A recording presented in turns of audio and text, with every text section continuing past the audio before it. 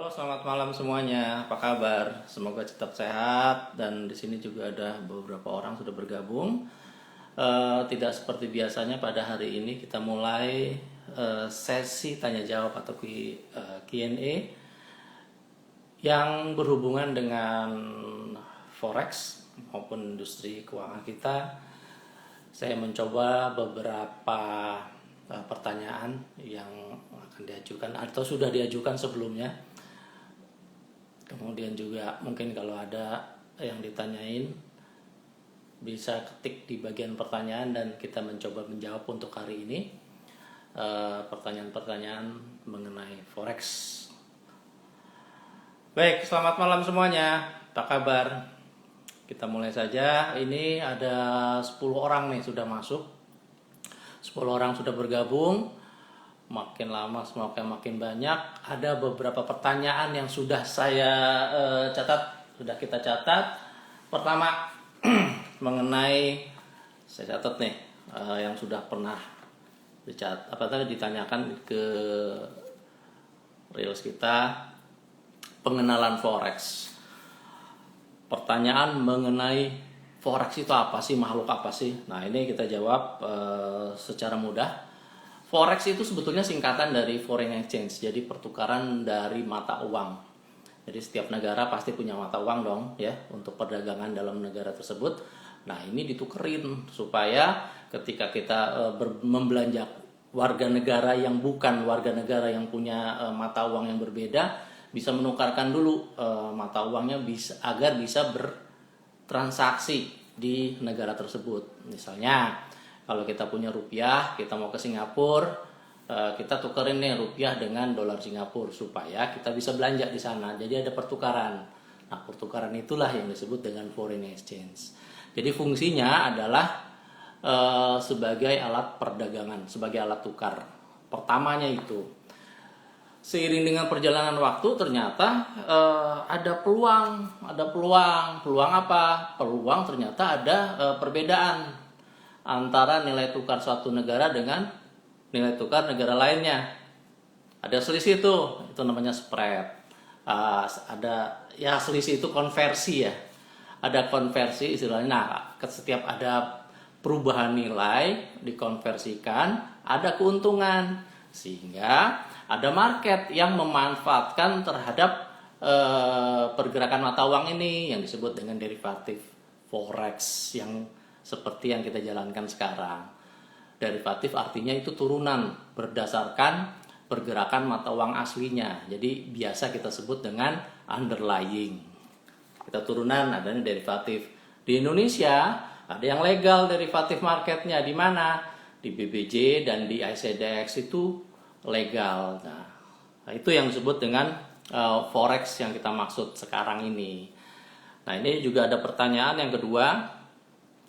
Apa sih perbedaan forex dengan money changer? Sebetulnya intinya sama nih, memanfaatkan dari konversi dari dua mata uang yang berbeda atau dengan mata uang yang lainnya berbeda. Kalau money changer dia adanya di secara fisik. Kita tukarkan mata uang kita, pergi ke money changer, kita tukarkan secara fisik. Kalau di forex itu hanya memanfaatkan dari pergerakan harga aja. Nah, kalau money changer fungsinya adalah menukarkan sebagai alat tukar, sebagai alat pembayaran. Tapi kalau forex kita tujuannya adalah gain, keuntungan. Jadi bisa disebut itu salah satu fungsi dari forex atau biasa disebut orang dengan spekulasi ya. Spekulasi seperti itu. Yang pertama, yang kedua, di pasar forex itu modalnya lebih kecil daripada Anda bertransaksi di money changer. Mengapa? Karena tadi ada pasar derivatifnya. Biasanya di pasar money changer kita harus nukarkan uang tuh 1:1 dengan perbedaan nilai tukar mata uang satu negara dengan mata uang negara lainnya. Sementara kalau di forex derivatif biasanya itu lebih kecil 100 kalinya. Makanya ada yang disebut dengan leverage 1:100 gitu. Modalnya lebih kecil, yang kedua. Yang ketiga, tingkat likuiditas. Kalau di market money changer, kita harus nunggu dulu nih ketika ada tiba-tiba loncatan harga. Kadang-kadang kan perusahaan itu nggak mau menukarkan langsung karena apa? Kekurangan dana. Tapi kalau di forex itu sangat liquid karena apa? Pergerakan mata uang mengikuti pergerakan mata uang dunia, kemudian ada pasarnya. Nah, pasar itulah yang memfasilitasi antara jual dan beli langsung. Jadi sangat liquid kalau di pasar forex. Selanjutnya yang keempat. Yang keempat dari bentuk transaksinya juga atau waktunya transaksi itu 24 jam di forex. Kenapa? Pergerakan mata uang kan seluruh dunia muter tuh. Ya kan? Apa namanya? Jam kerjanya pasar Asia, jam kerja Asia, jam kerja Eropa, jam kerja Amerika, jam kerja Inggris bergabung semua.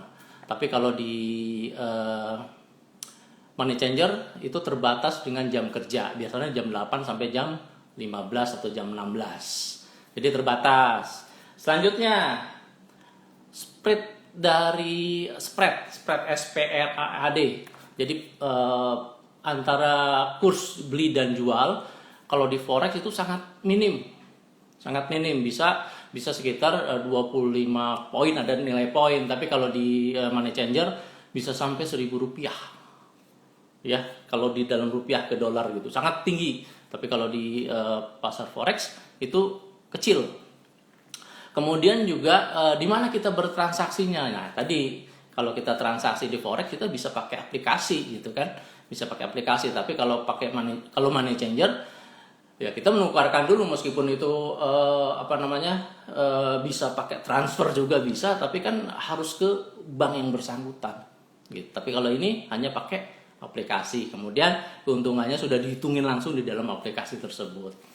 Seperti itu kira-kira perbedaan antara pasar forex dan money changer. Kemudian yang paling mudah yang dipelajari di forex, yang paling mudah dipelajari adalah melihat karakter dari pergerakan harga. Misalnya dari chart itu kan ada pergerakan. Nah, kita bisa lihat, bisa kita analisis di situ.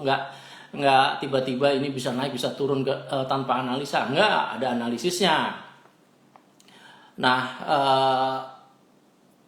analisis yang kita laksanakan itu macam-macam. Ada analisis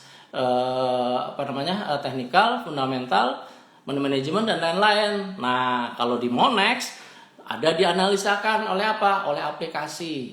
Aplikasi kita punya, kemudian itu yang disebut dengan sinyal trading. Bisa diikuti, bisa dilatihan dulu nih. Sinyal tradingnya. Kalau sudah paham, baru masuk ke pasar sesungguhnya. Tapi sebelumnya demo dulu di situ biar paham cara mengkliknya seperti apa, kemudian sedikit-sedikit menganalisis harga seperti apa gitu kan. Ada di dalam aplikasi kita di MFX. Kemudian yang lagi, bentar kita lihat lagi, ada pertanyaan lagi nih. Nih, forex tuh gambling nggak sih? Nah, dia pertanyaan nih. Gambling nggak? Nah, kalau masalah gambling setiap setiap orang tergantung niat dan tindakan bisa dibuat gambling. Tapi sebetulnya di forex itu bisa dipelajari marketnya, karena market itu terstruktur, dia punya data itu kan bisa kita jadikan statistik kita. Kalau kita menganalisa data itu berdasarkan statistik, berdasarkan beberapa teori, itu saya kira bukan gambling lagi, tapi sudah kita pelajari analisisnya secara teknikal. Kemudian apa sih yang menggerakkan? Ada juga apa sih yang menggerakkan market harga? Digerakkan oleh pelaku pasar. Pelaku pasar kita banyak banget nih. Ada 6,6 triliun pergerakan, 6,6 triliun dolar per hari oleh market digerakkan itu. Artinya apa? Ada pelaku pasar yang menginginkan posisi beli dan jual, ya kan? Nah, kita ngikutin aja pergerakan itu. Ada hedge fund, ada spekulan, ada perbankan internasional, kemudian juga ada broker-broker di situ, broker internasional yang mengglobal yang menggerakkan harga itu sendiri. Jadi statistiknya tuh bisa dibaca. Jadi nggak ompong, nggak tiba-tiba ada, tiba-tiba nggak ada gitu kan, nggak acak gitu. Oke, selanjutnya. Ada pertanyaan lagi nggak nih? Oh, nih. Udah. Kalau trading pakai sinyal di aplikasi MFX biasanya akan kena TP dan SL setelah berapa jam? Nah, karena kita tidak berdasarkan waktu nih, pergerakan harga tidak akan berdasarkan waktu jam sekian akan stop. Enggak. Jadi pergerakan harga ini 24 jam. TP dan SL itu nggak bisa kita tentukan berapa lama itu akan tersentuh. Take profit berapa lama akan tersentuh, stop loss akan tersentuh, itu nggak bisa dipastikan dengan waktu yang ada gitu. Biarin aja selama itu floating profit, ya bisa dibiarin aja gitu. Kalau kita sudah profit dalam tempo 2 jam, Anda bisa tutup posisi itu atau Anda biarkan posisi itu berdasarkan TP yang direncanakan. Jadi nggak harus ditutup dalam tempo sekian waktu gitu di pasar forex. Ya. Kemudian sama dengan stop lossnya juga. Ketika kita sudah loss, misal kita anggap sudah terlalu banyak, stop lossnya sudah ada, kita bisa kita intervensi antara TP dan SL. Jadi nggak ada jangka waktu persis ya untuk take profit maupun stop loss. Oke, wah banyak pertanyaannya. Nah, apakah setiap pairs forex itu kenaikan dan penurunannya mengacu pada US dollar atau gold? Secara umum dolar memang sangat mempengaruhi pergerakan mata uang. Karena apa? Dolar itu kan sebetulnya barometer finansial dunia. Tapi tidak harus hanya mengacu terhadap US dollar. Contoh, kalau Anda bertransaksi di euro US dollar, itu yang mempengaruhi pergerakan harganya itu apa? Pertama dolar, selanjutnya fundamental dari euro itu sendiri, karena ada euro US dollar. Kalau Anda transaksi euro pound sterling, ada pengaruh nggak US dollar? Ada, tapi secara tidak langsung. Yang mempengaruhi langsung adalah euro dan pound sterling. Ya, jadi nggak harus US dollar gitu secara langsung. Kalau gold gimana? Gold biasanya erat hubungannya dengan pergerakan dolar. Karena apa? Sangat signifikan karena gold itu kan XAU USD langsung gitu. Jadi dia korelasinya itu sangat erat. Ketika dolar lemah, biasanya goldnya naik. Ya kan? Ketika dolarnya lemah, goldnya naik. Ketika dolarnya ketika dolarnya naik, goldnya turun gitu. Dipengaruhi juga kalau gold, dipengaruhi juga faktor fundamental seperti inflasi. Kemudian yang barusan nih kemarin, si goldnya naik kencang banget. Kenapa? Kekhawatiran terhadap krisis, ada terjadi isu global, perang yang kemarin, kemudian sudah reda isu perangnya, si goldnya drop gitu kan. Itu juga dipengaruhi oleh si gold itu dipengaruhi oleh fundamental seperti itu. Kemudian ada lagi apalagi nih, banyak pertanyaannya. Yang paling mudah dipelajari apa forex apa MFX? Kalau MFX sebetulnya paling gampang karena ada sinyalnya karena ada sinyalnya, diikutin aja sinyal itu dari technical analysis. Bisa berkembang di technical analysis, bisa dia sinyalnya berdasarkan analisis para ahli. Jadi aplikasi itu memberikan sinyal-sinyal, kita bisa ikuti, udah terima setengah matang gitu. Berarti kan lebih gampang ya kalau di MFX. Kemudian kita juga punya webinar, bisa diikuti tuh cara pakai segala macam. Kemudian pengenalan dasar trading forex. Oh ini ceritanya panjang kalau pengenalan dasar. Nanti kita di dalam webinar. Nih singkat-singkat aja nih penjelasannya. Kemudian apalagi nih? Tips membaca news. Nah ini dia tips membaca news. Sebetulnya pergerakan forex itu kan dipengaruhi oleh isu-isu yang terjadi di berita. Berita apa sih yang mempengaruhi? Yang paling kencang mempengaruhi pergerakan forex itu pertama inflasi. Berarti kita harus turutin harus kita urutin nih yang mempengaruhi pergerakan inflasi apa. Nah, kita pelajari itu secara detail di webinar. Inflasi bisa jadi terhadap krisis terjadi inflasi, tersendatnya pasokan terjadi inflasi gitu kan. Itu biasanya diumumkan kalau inflasi. Ada inflasi inti, ada inflasi lanjutan, ada inflasi produksi, ada inflasi dari konsumen. Itu ada di dalam kalender. Kapan waktunya sudah tertata dengan baik, kapan saatnya dirilis data tersebut. Biasanya langsung mempengaruhi pergerakan harga. Nah, selanjutnya tentang kalau news yang besar itu tenaga kerja kemarin sudah lewat nih. Bulan depan juga ada setiap Jumat minggu pertama, itu langsung mempengaruhi pergerakan harga. Kita bisa pakai news tersebut, kita bisa lewatkan news tersebut untuk melihat isu lanjutan market seperti apa sih gitu. Om, gimana ya supaya tidak ragu masuk market? Padahal sudah buat analisis tapi masih ragu. Coba di demo account dulu, Pak Pandu. Demo account sudah lancar, masuk sedikit-sedikit dengan lot yang kecil, jangan terlalu gede. Ya kan? Karena sebetulnya keraguan itu muncul karena kita kurang percaya diri untuk masuk posisi. Pertama, karena dana kita sebetulnya dikejar-kejar, bukan dana dingin. Itu bahaya.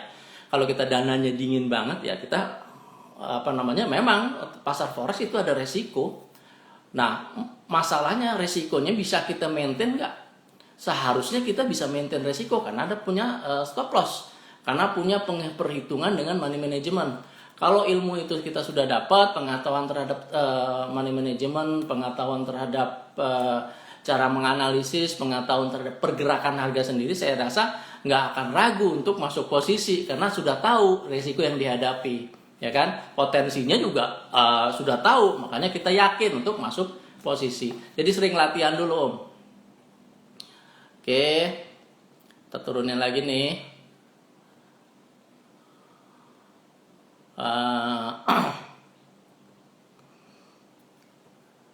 Cat bisa dikucurangi broker, bisa nggak? Nih ada tulisannya.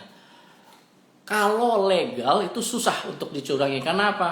Apakah perusahaan yang legal mengorbankan hal-hal yang seperti itu? Rugi dong, ya kan? Kenapa? Ada pelaporan. Kalau ada terjadi seperti itu, kita punya pengawasan oleh negara. Nanti kita bisa dituntut, perusahaannya ada, orang-orang yang udah ada gitu kan. Ngapain kita melaksanakan tindakan-tindakan yang kayak gitu? Supaya kita bisa dipercaya gimana ya? Kita harus jujur gitu. Karena kita ada sistem pengawasannya secara legal dari Bapepti, kemudian juga dari bursa juga ada itu pelaporannya.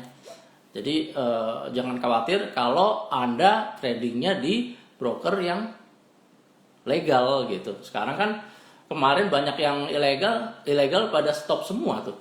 Sekarang ya justru yang di legal ya seperti ini, ada tanya jawab seperti ini. Oke. Kemudian ada pertanyaan lagi. Kita lihat di sini masih banyak.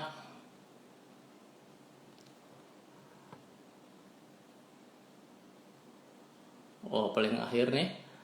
Apakah sinyal pasar trading forex di aplikasi akurat dan dipercaya? Dicoba selama seminggu. Cara makainya gimana? Nanti kita pelajari nih secara detail di dalam webinar hari Kamis ya, cara pakai sinyal tersebut. Kalau biasanya sinyal itu bukan semata-mata langsung kita pakai, kita terima beres, enggak. Kita harus tahu cara pakainya seperti apa, cara kita memilih sinyal seperti apa. Nah, di situ kan ada tingkat probability yang tinggi. Nah, kita ikutin tingkat probability tinggi aja. Nah, ini bocorannya nih, bocoran materi untuk hari Kamis besok. Oke, saya rasa sudah waktunya selesai, cuma 15 menit kita dikasih. Ada beberapa pertanyaan cukup bagus, saya kira dari awal sudah ada pertanyaan, kemudian sekarang dilanjutkan dengan beberapa pertanyaan juga. Masih banyak pertanyaan yang belum saya jawab, nanti kita jawab di minggu depan ya.